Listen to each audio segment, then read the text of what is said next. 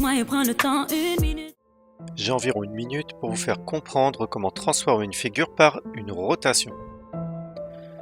Dans un premier temps, nous allons construire l'image de ce triangle avec les instruments de géométrie. Dans un second temps, nous verrons comment faire avec le logiciel GeoGebra. Ici, on nous demande de construire l'image de ce triangle par la rotation de centre A, d'angle 60 degrés et dans le sens anti-horaire. Dans une rotation, il nous faut en effet ces 3 précisions pour la déterminer complètement.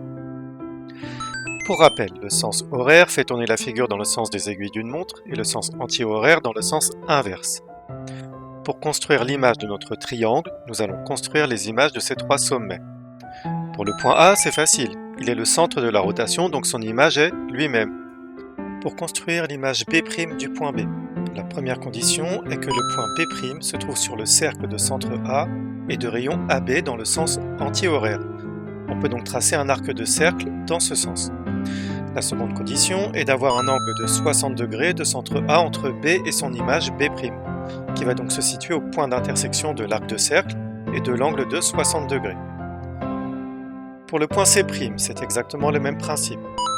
On trace un arc de cercle de centre A de rayon AC dans le sens anti-horaire, puis un angle de centre A entre le point C et son image C', qui va donc se situer au point d'intersection.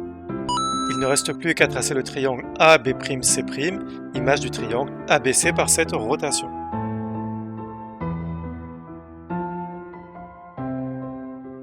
Avec un logiciel, par exemple GeoGebra ici, il est très facile de construire des rotations. Par exemple ici, on va appliquer 5 rotations successives à notre triangle de départ.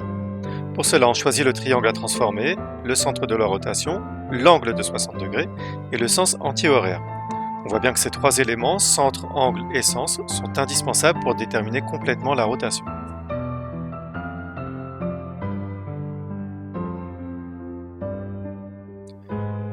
Voilà, c'est terminé. N'hésite pas à revoir cette vidéo et à t'entraîner sur d'autres exemples. À bientôt!